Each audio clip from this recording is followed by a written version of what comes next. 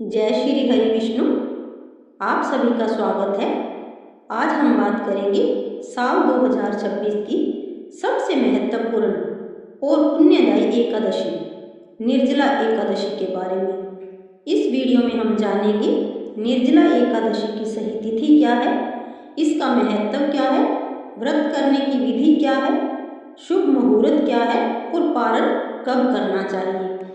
Video को अंत तक जरूर देखें, क्योंकि अंत में मैं आपको बताऊंगी एक ऐसा उपाय जिसे करने से भगवान विष्णु और माता लक्ष्मी की विशेष कृपा प्राप्त होती है।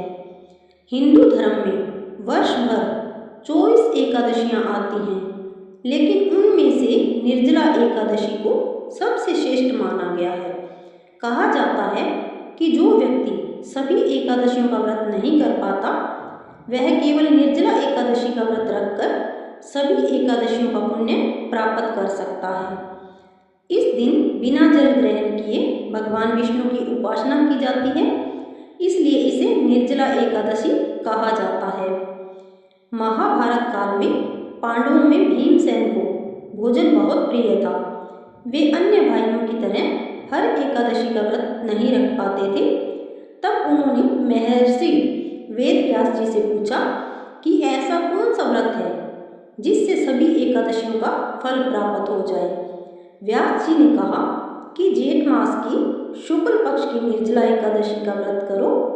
भीमसेन ने कठिन तपस्या के साथ यह व्रत किया और उन्हें सभी एकादशियों का पुण्य प्राप्त हुआ। तभी से इसे भीमसेनी एकादशी भी कहा जाता है।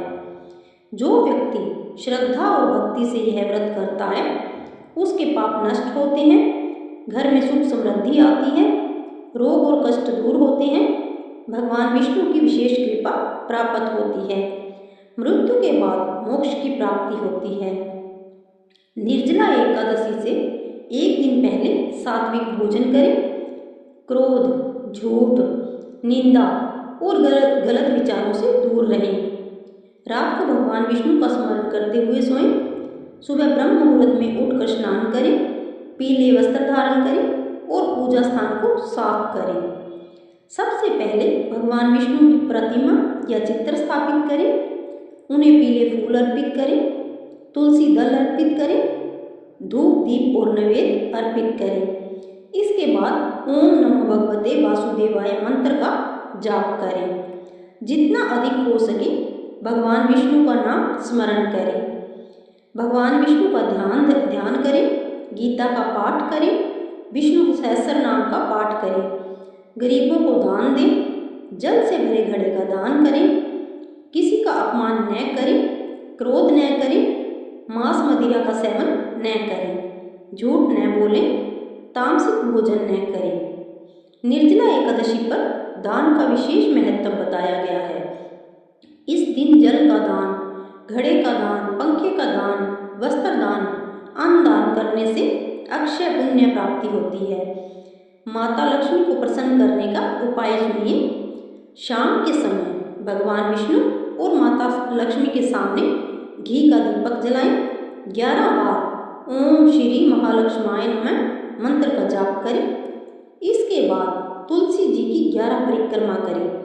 मान्यता है कि इससे आर्थिक समस्याएं दूर होती है। यदि संभव हो तो रात में भजन कीर्तन करें। भगवान विष्णु के नाम का संकीर्तन करें। रात्रि जागरण करने से व्रत का पुण्य कई गुना बढ़ जाता है। द्वादशी तिथि में उचित समय पर व्रत का पारण करना आवश्यक होता है। पारण से पहले भगवान विष्णु की पूजा करें। ब्राह्मण, गो या जरूरतमंद व्यक्ति को दान दें। इसके बाद जल ग्रहण करके व्रत खोलें।